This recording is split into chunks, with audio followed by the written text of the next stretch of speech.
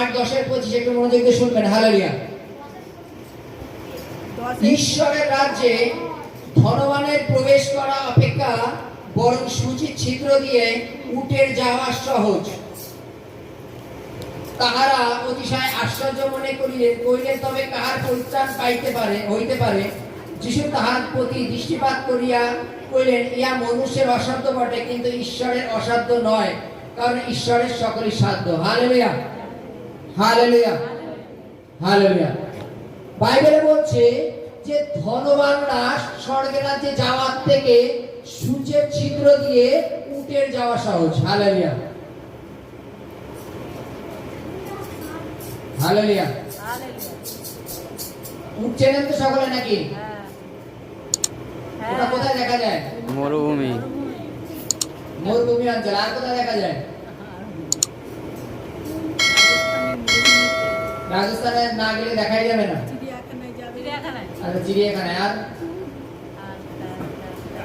আর কোথাও না গেলে দেখা যাবে না।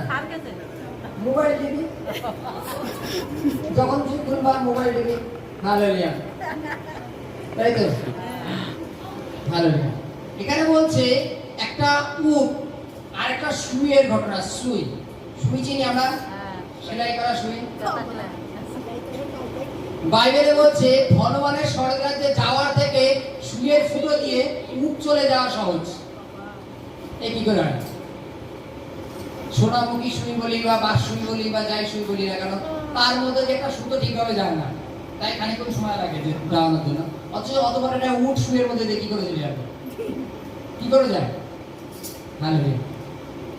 বাইবেলে বলছে তার আগের লাইনটা, ধনবানের স্বর্গের রাজ্যে প্রবেশ করা অপেক্ষা। ধনবান, একজন যে ধনবান তাকে যদি বলা হয়, যেমন উদাহরণ যে তুমি সর্বস্ব ত্যাগ করে, বাইবেলে যে ঘটনা দিয়েছে যে তুমি সর্বস্ব ত্যাগ করে খ্রিস্টের পশ্চাৎগামী হও, তাহলে তুমি স্বর্গের রাজ্যে পাবা। যিশু খ্রিস্ট রাস্তাতে যাচ্ছেন, একজন ব্যক্তি বলছেন, হে ঈশ্বর, আমি স্বর্গের রাজ্যে যেতে চাই, কি করব?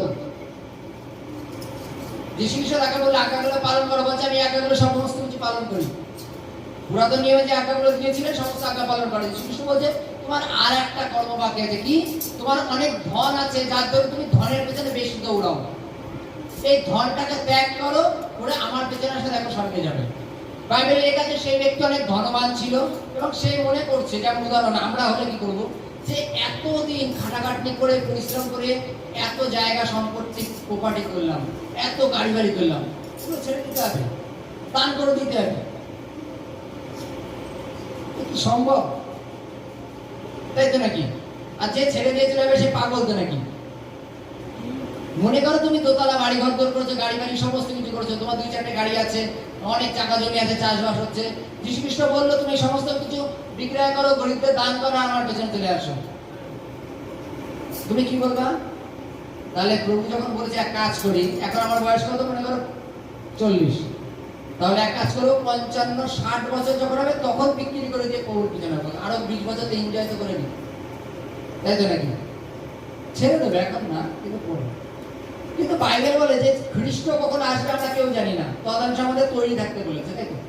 বাইবেলে বলছে ধনবানকে যখনই কখনো বলা হবে যে চলো, যে তুমি স্বর্গরাজ্যে যদি যেতে যাও, তোমার সর্বস্ব ব্যয় করে তুমি আমার পশ্চাৎগামী হও, তাহলে তুমি তোমাকে স্বর্গে ধন দেবো, সেই ব্যক্তি কি বলবে?